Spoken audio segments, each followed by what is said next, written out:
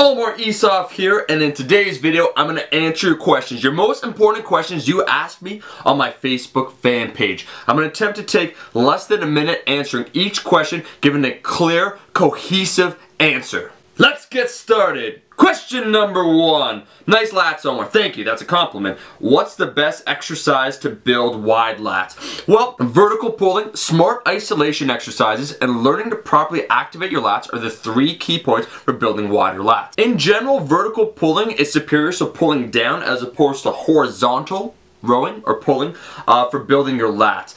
In particular, some exercises incorporating a mixture of compound and more isolation, so straight arm pull downs, the rope version of the straight arm pull down, something called the Meadows row, and learning to activate your lats, because a lot of guys have that no lat syndrome where they have problems feeling it in their lats, so doing light band pull downs prior to a set of, say, regular pull downs will certainly help you emphasize and then activate your lats in a compound movement. Get that V-taper, boy! What is the maximum body fat percentage you could lose per week? That's a bad question because your body fat percentage depends upon your muscle mass and a lot of different other factors. The question should be, how much fat can you safely lose per week? And the answer, once again, it depends on where you're starting. An overweight individual, 2 pounds of fat per week, no problem. Someone that's leaner and they're trying to just lose a couple pounds of fat, I recommend about 1 to 1.5 pounds of fat per week. In general, you should be aiming for between half a pound to 2 pounds of fat per week. If you lose, on average, more than 2 pounds every single week,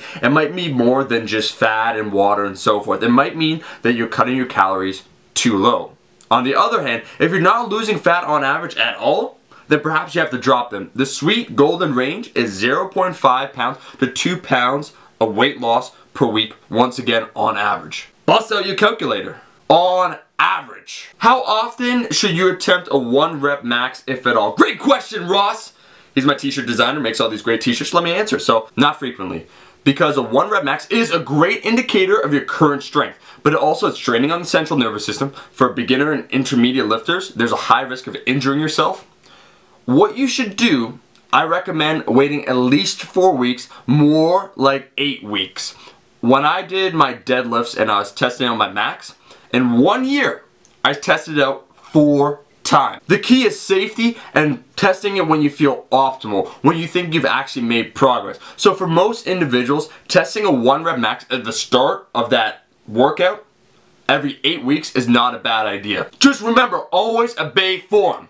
I don't want any of y'all dying on me. You my boy, Blue. Is doing a reverse grip bench press a one-way ticket to Snap City? Yeah, for YouTubers, for like you guys watching, I do not recommend a reverse grip bench press. It definitely has its uses, but I don't want to see any of you guys die. Next question. Not that question. Let's get a more sensible question. How big are your biceps? Well, that's not that sensible, but I will entertain you and answer. Right now, they're 16¼ inch each. You know, most people when they encounter me, they'll remark on how much more muscular I am, how much more size, I'm taller than they would expect. I think when I stood next to Elliot Hulse, that was evident. I just don't do any posing, trick lighting, oiling, tanning, any of that bullshit. I just keep it real. Keep in mind, I'm a little over 5'9", and I'm doing a fat loss phase right now, body recomp. So at the end of this, it'll be a little less than 16¼ inches.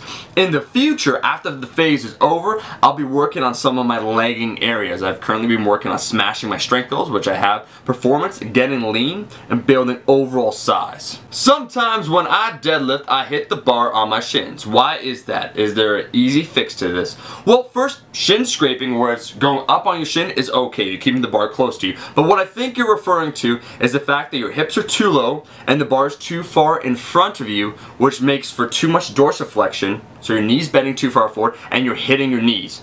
What you should do instead is bring the bar closer to you and have a slightly higher hip position, and you'll find that you won't knock your knees either on the way up or on the way down. Just keep that neutral spine! Ramadan is coming up. I'm planning on cutting. How should my night meals be? Well, first, you know you should figure out your macros and your calories, and all you're going to do is split them up between morning and evening. They've done studies on those that fast during Ramadan, and they've found that there's not a detrimental effect in terms of body composition. In other words, you take your macros, you split it up between morning and night, determine when you're gonna work out, and bust your ass in the gym. Don't overcomplicate things, man. That is the video. That is the Q&A. I like to keep it short and sweet. If you guys have a question, because I got 1,000, it's impossible for me to answer. I'm gonna be doing this more frequently because you like these videos. 1, show your support and like this video, and 2, make sure you're on my Facebook fan page because that's where these questions are asked, and it's the only way to ask me a question. Subscribe or die, Nation of Buffness, Real Saiyans Deadlift. I'll be seeing all you guys